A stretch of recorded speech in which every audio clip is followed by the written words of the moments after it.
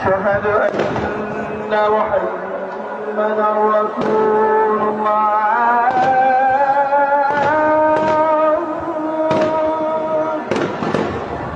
أشهد أن محمدا أشهد أن محمدا رسول الله.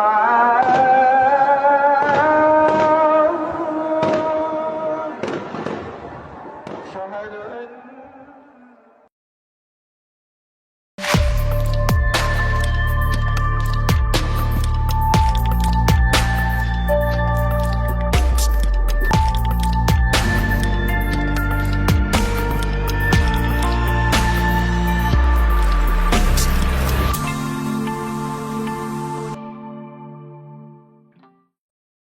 এটা সার্কাস দেখবেন। আঙ্গের ক্ষুদ্রকালে একটা বিখ্যাত সার্কাস আছিল, নাম ছিল দ্য রওশন সার্কাস। সার্কাসে তো হাতি ঘোড়া থাকে, ওগুলো তো দেখবার জন্য যাইতামই, কিন্তু এটার সাথে সবচেয়ে ইন্টারেস্টিং ছিল জোকার। জোকার দেখার জন্য আমরা যাইতাম। জোকার আর পারফর্মারের তফাৎ বুঝেন। জোকার কিন্তু সার্কাসের সব ক্যারিকাচার করতে পারে, কিন্তু শেষে যাইয়া এমন একটা ভজঘট বাঁধায় ফেলে যে সেটা হাস্যকর হয়ে যায়। বিএনপি নির্বাচন চায়, সংস্কার তার মতো করে চায়। এটা করতে গিয়ে সে সার্কাসের মতো কাণ্ড করিছে। আমি কইছি না জোকারের মতো আচরণ করিছে, আপনারা বিচার করেন। সিলেটে বিএনপির একটা সভা করেছেন ওনারা, সেটি মির্জা আব্বাস আবার কইছে সরকার নির্বাচন এড়ায় যাওয়ার ষড়যন্ত্র করিচ্ছে। আবার সেই পুরানো কাসন্দি, আবার ঘুরে ফিরে নির্বাচন। ইলেকশন ফেব্রুয়ারিতে হবে, কথাবার্তা তো হয়ে গেছে, 1 মাস হয়েছে। আবার আমাবস্যার পূর্ণিমার বাতের ব্যথা যেভাবে চেগে ওঠে না, উনকে করে উনাদের নির্বাচনের ব্যথা চেগে ওঠে মাঝে মাঝে। ওই একই মিটিং এ মির্জা ফখরুল সাহেব ছিলেন। উনি আবার কইছে নির্বাচিত সরকারের চেয়ে কোন সরকার শক্তিশালী হইতে পারে না। জিয়া রহমানের যে সরকার আছিল, জিয়া রহমান যখন ক্ষমতায় না, ওটা কি নির্বাচিত সরকার ছিল? ওটা শক্তিশালী সরকার ছিল না? কি কয় আর কি না কয় তার কোনো ঠিক ঠিকানা নাই। তা আচ্ছা, যাই হোক, কেমন শক্তিশালী সরকার তৈরি করবে বিএনপি, ওটাই তো ক্ষমতা তেসপি, তাই না? সবাই মনে করিচ্ছে।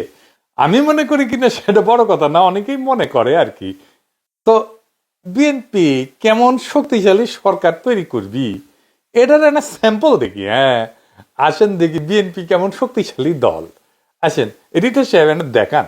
এই চুপ, একদম চুপ প্লিজ। একটা কথা বলে আমি বের হয়ে যাবো এখান থেকে, প্লিজ প্লিজ। সবাই চুপ করে থাকেন, ধন্যবাদ। চুপ করেন প্লিজ। আপনারা বসেন না ভাই, আপনারা বসেন, এভাবে জোরটা করতে পারেন না, আপনারা নিজেরা বসে যান। যে নির্বাচিত সরকারের চাইতে শক্তিশালী কোন সরকার হতে পারে না। বিএনপি মানুষকে যেন মানুষ ভালোবাসে, প্লিজ প্লিজ। বক্তা যদি শ্রোতার সঙ্গে আই কন্ট্যাক্ট করতে না পারে, তার বক্তৃতা হয় না।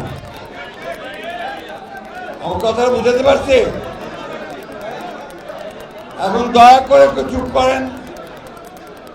বিসমিল্লাহির রহমানির রহিম। সিলেট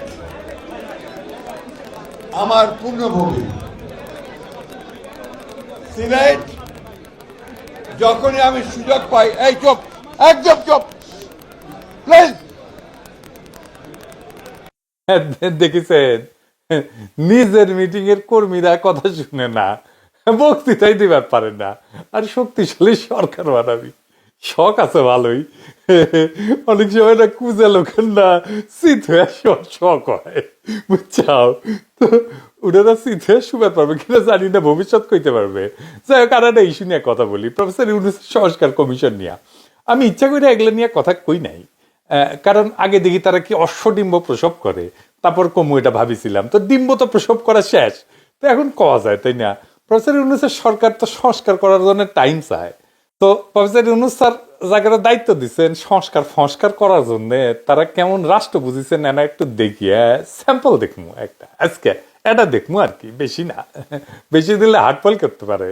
আসেন আল্লাহর নামে শুরু করি।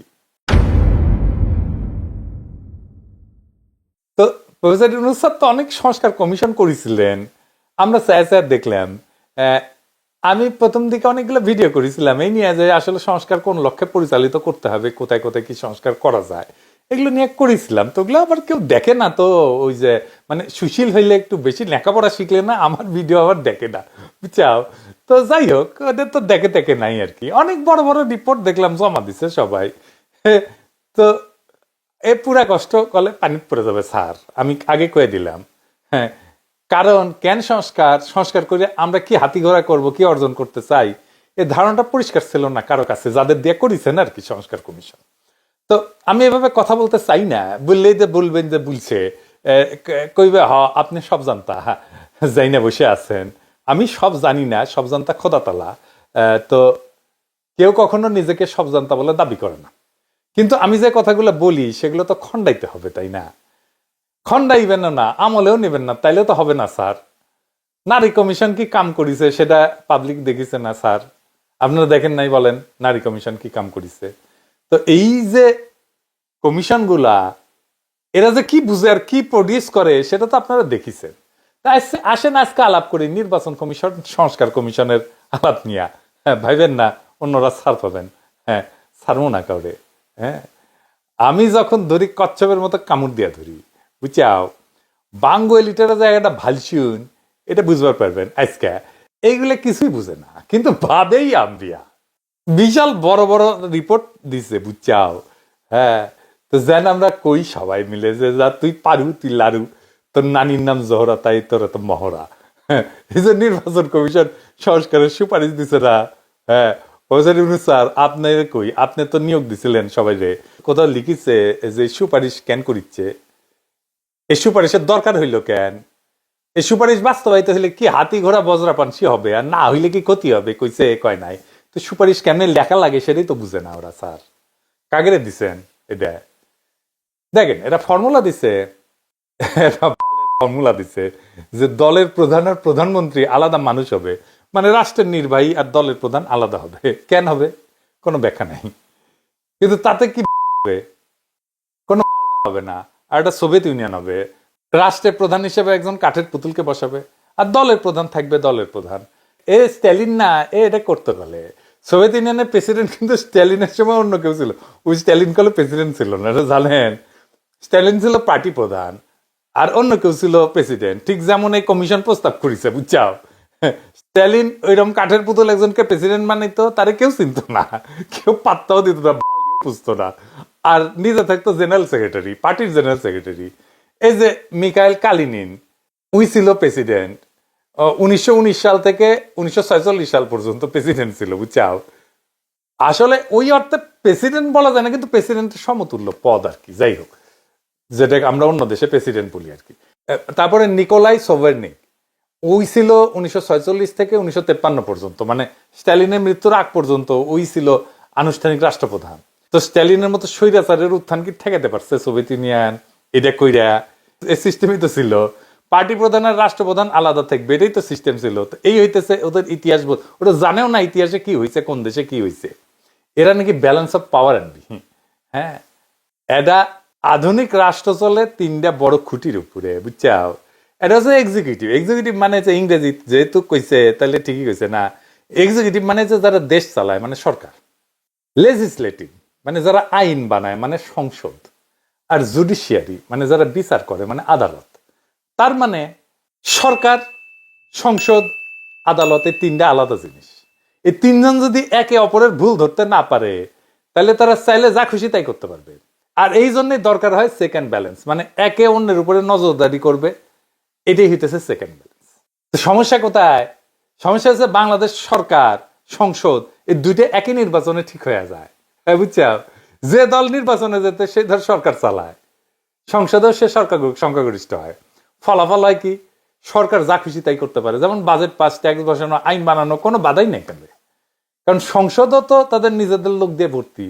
তো তাইলে এটা কিসের সেকেন্ড ব্যালেন্স হইল? এটা তো হইলো আপনি নিজে বিচারক, নিজে অভিযুক্ত, নিজেই মুক্ত। আসেন এটা দেখি অন্যরা এটা কেমনে করে।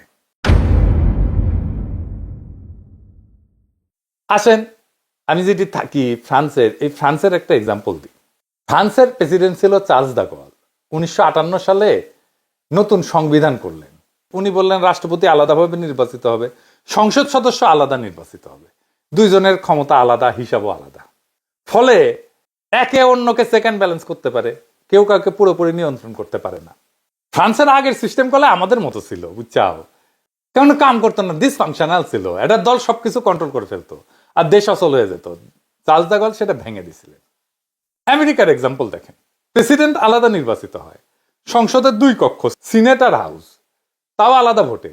এমনকি প্রেসিডেন্টের মেয়াদের মাঝামাঝি সংসদের নির্বাচন হয়, বুঝছাও।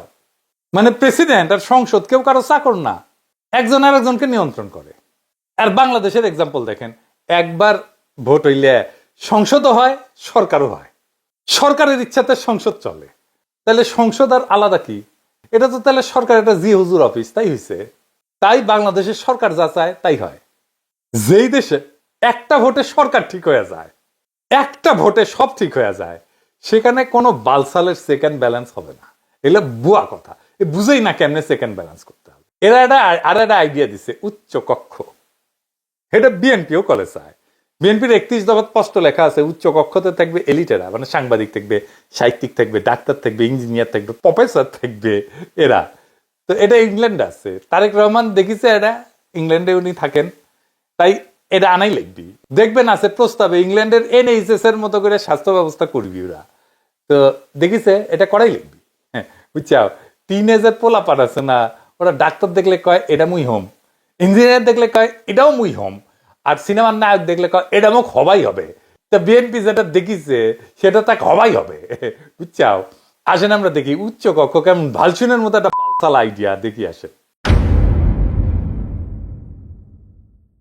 এই আইডিয়া বাংলাদেশে সবার প্রথমে দেয় যশোরে সিরাজুল আলম খান। সিরাজুল আলম খান আমার আগের এপিসোডে দেখেছেন চিত্তরঞ্জন সুতার, রয়ের এজেন্ট, ওর শিষ্য ছিল। এরপরে জাসদ এটা পূর্ণ উদ্যমে প্রচার করতে থাকে। এরপর আর এক জাসদ ভারতীয় দালাল আসমর বিভিন্ন টক শোতে তাদের এই আইডিয়া প্রচার করতে থাকে। আপনারা দেখেছেন 2011 থেকে 16 সালের মধ্যে ওই টিএসসি থেকে সাঙ্কারপুল যাওয়ার সময় রাস্তার পাশের দেয়ালে জাসদের এই উচ্চ কক্ষের বিশিষ্ট সংসদের দাবিতে গ্রাফিতি আকারে লেখা থাকতো। আর বিএনপি কিনা সেই ইন্ডিয়ান দালাল জাসদের প্রোগ্রামকে নিজেদের পলিটিক্যাল ম্যানিফেস্টোতে ঢুকাইলেও, কেন ঢুকাইলেও কোনো ব্যাখ্যা নাই। এইসব হইতেছে কিয়ামতের আলামত, বুঝছাও। ভারতীয় মার্কামারার দালাল সিরাজুল আলম খানের কোন প্রস্তাবকে তো দেখা মাত্র ডাস্টবিনে ছুঁড়ে ফেলা উচিত, অথবা টয়লেটে ফেলে ফ্ল্যাশ করে দেওয়া উচিত। এটা ঠিক। উচ্চ কক্ষ পৃথিবীর বিভিন্ন দেশে প্রচলিত আছে। আমেরিকা আছে, গ্রেট ব্রিটেন আছে, রাশিয়ায় আছে, জার্মানিতে আছে, পাকিস্তানে আছে, আর ভারত মাথায় আছে। তো উচ্চ কক্ষ কেন প্রয়োজন এটা একটু বুঝে দেখি। আমার আগের এপিসোডে করলে আমি এটা ব্যাখ্যা করেছিলাম, তারপরে আরেকবার একটু বুঝে দেখি। এটা তখনই প্রয়োজন যখন রাষ্ট্রের আইনসভায় সরাসরি জনগণের ভোটে নির্বাচিত সদস্য ছাড়াও অন্য সদস্যদের প্রয়োজন হয়। কারা সেই অন্য সদস্য? America, Russia, Pakistan, Germany, Bharat মাতা সব দেশে হচ্ছে ফেডারেল সরকার ব্যবস্থা। অর্থাৎ দেশগুলা অনেকগুলো স্টেট, প্রভিন্স বা প্রদেশের সমষ্টি। ফেডারেল সরকার খালি যেসব পাওয়ার তাদেরকে দেওয়া আছে সেসব নিয়ে ডিল করে, যেমন প্রতিরক্ষা, পররাষ্ট্রনীতি ইত্যাদি। সেই সব দেশে সরাসরি জনগণের ভোটে নির্বাচিত সদস্য ছাড়াও রাষ্ট্রের স্টেক হোল্ডার হিসেবে প্রদেশগুলোকে ধরার কারণে স্টেটগুলাও তাদের প্রতিনিধি পাঠায় আইনসভায়। স্টেটস অথবা ফেডারেশনের সদস্যদের পাঠানো সদস্য দিয়ে গঠিত হয় আইনসভার উচ্চকক্ষ। আর গ্রেট ব্রিটেনে অ্যারিস্টোক্র্যাট আর চার্চ অফ ইংল্যান্ডের বিশপরা উচ্চকক্ষের সদস্য, কারণ তারা ঐতিহাসিকভাবে গ্রেট ব্রিটেনের রাষ্ট্র কাঠামোর গুরুত্বপূর্ণ স্টেক হোল্ডার। একটা সিরিয়াল আছে ডাউনটাউন এবে, যে কোনো বিল উভয় কক্ষে পাশ করা লাগে আইন হতে হইলে। অর্থাৎ উচ্চ কক্ষ নিম্ন কক্ষের পাঠানো বিল ওভাররুল করে দিতে পারে অথবা পাল্টাই দিতে পারে। এন্ড বাংলাদেশ কি ফেডারেল রাষ্ট্র বলেন তো? এটা একটা ইউনিটারি রাষ্ট্র। এখানে ওই যেগুলো রাষ্ট্রের কথা বললাম ওই রাষ্ট্রগুলোর মতো বড় ডাইভার্স প্রদেশ বা স্টেট নাই, যাদের নিজস্ব আলাদা আলাদা এক্সিকিউটিভ আছে, আইনসভা আছে, জুডিশিয়ারি আছে, তা তো না। তাহলে বাংলাদেশের উচ্চ কক্ষের কি প্রয়োজন বলেন তো? কোনো প্রয়োজন নাই। ক্ষুদাই খালি খালি জনগণের টাকা এদের পালতে, এদের খরচা করতে হবে, এদের বেতন দিয়ে পালতে হবে না। যেসব দেশ ইউনিটারি রাষ্ট্র ব্যবস্থা, যেমন Sweden, Norway, Denmark, Finland, Israel, তুরস্ক, গ্রিস, শ্রীলঙ্কা, প্রত্যেকটা এক কক্ষ বিশিষ্ট আইনসভা। বাঙ্গুল্যান্ড বিশ্বে ইউনিক হবে যদি আইনসভায় উচ্চ কক্ষ বানায় এই ইউনিটারি রাষ্ট্র নিয়ে। খালি জাপানে একটা ইউনিটারি রাষ্ট্রের 2টা কক্ষ আছে, কারণ জাপান একটা কনস্টিটিউশনাল মনার্কি। কিন্তু সেখানে 1869 সালে জাপানের সম্রাট মেইজির নেতৃত্বে সামুরাইদের বিরুদ্ধে মেইজি বিপ্লব হওয়ার পরে জাপানের সম্রাট গ্রেট ব্রিটেনের মতন করে একটা অ্যারিস্টোক্রেসি তৈরি করে যারা উচ্চকক্ষের সদস্য হইত। এটা তাদের ইতিহাসের সাথে যুক্ত। এই ধারা চলে এসে আজকে জাপানের গ্রেট ব্রিটেনের মতো দুইটা কক্ষ। বাঙ্গুল্যান্ডে তো কনস্টিটিউশনাল মনার্কি না, অ্যারিস্টোক্রেসিও না, তো তাইলে কেন উচ্চকক্ষ? এটার তো ব্যাখ্যা নাই কোনো এদের কাছে। সুইডেন, ডেনমার্ক, নরওয়ে এই সমস্ত দেশ কনস্টিটিউশনাল মনার্কি হওয়া সত্ত্বেও খালি অ্যারিস্টোক্রেটদের দিয়ে কোনো উচ্চকক্ষ বানায় তাদের এম্পাওয়ার করে নাই। তাহলে এখন বাংলাদেশে প্রস্তাবিত উচ্চকক্ষের সদস্য কারা হবে আর তারা কাদের প্রতিনিধিত্ব করবে? জনগণের সরাসরি ভোটে নির্বাচিত সদস্যরা তো জনগণের প্রতিনিধি হিসেবে আইনসভার নিম্ন কক্ষে থাকতেছিনি। আমরা বাংলাদেশের বৃহত্তম রাজনৈতিক দল বিএনপির 31 দফা বিশ্লেষণ করে দেখি, এখানে 6 নম্বর দফায় বলা আছে উচ্চকক্ষ বলতে তারা কি বুঝে আর তাদের সদস্যরা কাদের প্রতিনিধি। আসেন এটা একটু দেখি। বিএনপির 31 দফাতে স্পষ্ট লেখা আছে তারা উচ্চকক্ষে সমাজের এলিট সুশীল শ্রেণীকে বসাবে, প্রফেসরকে বসাবে, শিক্ষাবিদকে বসাবে, বিজ্ঞানীকে বসাবে, সাংবাদিককে বসাবে, সমাজ বিজ্ঞানীকে বসাবে, ইত্যাদি ইত্যাদি ইত্যাদি ইত্যাদি ইত্যাদি। তারা বুঝাতে চাইছে যে আমরা আম জনতা হচ্ছে চাষা ভুষা, মাথায় কিছু নাই, আমরা কিছু বুঝি না। এইসব এলিট সুশীলরাই হচ্ছে রাষ্ট্রের বিবেক, তাদের মাথায় বুদ্ধি আছে, তাদের ধন বড়, তাদের নলেজ বড়, তারা যা বলবে যা বুঝবে আমাদের চাষা ভুষাদের সেটাই মেনে নিতে হবে। এইসব সুশীলরা আমাদের চাষাদের পাশ করা বিল ওভারঅল করে দেবে, নিজেদের ইচ্ছে মতো সুশীল প্রগতিশীল ধারা যোগ করে আইন বানাইতে পারবে। আমরা এখানে যাদের আমাদের প্রতিনিধি পাঠাই যে আইন বানাবো সেটাতে সুইরা ফেলে দিতে পারবে। এইটা দিয়ে আর বোঝানো হয়েছে আওয়ামী লীগ আমজনতার সরকার ছিল, কিন্তু আমজনতার সরকার থেকে ফ্যাসিস্ট হয়ে গেছে। এর উপরে যদি আওয়ামী সুশীল থাকতো তাহলে ওদেরকে লাইনে আনবার পারতো। কিন্তু আওয়ামী ফ্যাসিবাদ কে প্রতিষ্ঠা করছে? আওয়ামী সুশীলরাই প্রতিষ্ঠা করছে। আওয়ামী লীগের নর্মাল কর্মী সমর্থক যতটা উগ্র, আওয়ামী লীগ সুশীলরা তার চেয়ে শতগুণে উগ্র। মতি মাহফুজ, জাফর ইকবাল, শাহরিয়ার কবির, সুলতানা কামাল, মুনতাসির মামুন, অমি পিয়াল, নিঝুম মজুমদার, মুন্নি শাহ, সন্তোষ শর্মা, যত নাম আছে সব কয়টা ভয়ঙ্কর লেভেলের উগ্র চেতনাজীবী। আর এই সমস্ত আওয়ামী সুশীলেরা না থাকলে আওয়ামী লীগ কখনোই এত উগ্রতার দিকে যাইতো না। এরাই আওয়ামী ফাঁসিবাদের বয়ান তৈরি করেছে এবং এর ভিত্তি তৈরি করেছে। বিএনপি এখন মনে করে যে তাদের সুশীলরা আওয়ামী সুশীলদের চাইতে ভালো হবে, অথবা যেসব সুশীল এখন আওয়ামী লীগ থেকে বিএনপিতে যোগ দেবে তারা আমাদের চাষা ভুষাদের চেয়ে সুপিরিয়র ইন্টেলেকচুয়াল ক্যাপাসিটির অধিকারী হবে। দেখিচ্ছি তো বিএনপির ইন্টেলেকচুয়াল ক্যাপাসিটি দেখিচ্ছি আমরা, বুঝছাও? এক এক করে ধৈর্য দেখাই দেবো যে কে কি মাল, বুঝছাও? আমরা আম জনতা এটা কখনো মেনে নেব না, কখনো আপনারা মানবেন না, উচ্চ কক্ষ মানবেন না, সুশীলদের চুতিয়াগিরি মানবেন না, ওদেরকে দিয়ে উচ্চ কক্ষ বানাইতে দিবেন না। বর্ষা বিপ্লব শুধু হাসিনার পতনের ডাক ছিল না, ছিল রাষ্ট্রের এই বেহায়া কাঠামো ভাঙার শপথ, ছিল এই সুশীল এলিটদের চুতিয়াপনা ধ্বংস করে দেওয়ার শপথ। আর এখন বিএনপি সেই ভাঙা কাঠামোর নতুন রং তুলি দিয়া উচ্চ কক্ষ বানাবে, সুশীল এলিট বসাবে, প্রফেসর, সাংবাদিক, টকশো রত্নরা আইন বানাবে। মানে আম জনতার ভোটে আসা প্রতিনিধি থাকবেন নিচে, জ্ঞানের জাহাজেরা থাকবে উপরে। এটাই নাকি গণতন্ত্র। হ্যাঁ, দলের প্রধান আর রাষ্ট্রপ্রধান আলাদা করে তো তারেক রহমান আসুক আর যেই আসুক, আমরা কি তৈরি করবো আর একটা গরিবের স্টালিন? নিজে থাকবে দলে আর সরকারের মাথায় বসাবে একখান কাঠের পুতুল। ইতিহাসটা এই সার্কাস আগেই দেখিছে, আরেকবার দেখবে, আরেকবার আমরা এটা দেখবো না। আমরা সুশীলের রাজত্ব চাই না, আমরা এলিটদের রাজত্ব চাই না, আমরা চিনি এদের মুখ, এদের মিথ্যা। আমরা চাই জনগণের শাসন, উচ্চ কক্ষ না, উচ্চ জবাবদিহিতা চাই আমরা সরকারের কাছে। গণতন্ত্রের সার্কাস চলে না, এবার কেউ ছাড় পাবে না। এই বিপ্লব এলিটদের বিরুদ্ধে, এই বিপ্লব রাষ্ট্রের মালিকানা ফেরানোর জন্য, কাগজের সংস্কার না, ভালসুনের প্রস্তাব না। আমরা চাই জনগণের রাষ্ট্র, সে যেন বুঝে আমি প্রজা না, আমি দাস না, আমি রাষ্ট্রের মালিক। সেই শক্তি, যেই সংস্কার জনগণকে দিতে পারবে সেটাই আসল সংস্কার। আজ সেই সংস্কার করার সুযোগ ছিল, হেলায় হারাইলাম। তবে আজ না পারি, এক সময় না এক সময় আমরা সেটা অবশ্যই করব। সেই দিন হবে জনগণের প্রকৃত মুক্তি, প্রকৃত বিজয়। সেই লড়াইয়ের পথ থেকে কখনো সইরেন না। আমরা সেই বিজয় আবার ছিনায় আনবো, একদিন না হয় একদিন, ইনশাল্লাহ। ইনকিলাব জিন্দাবাদ।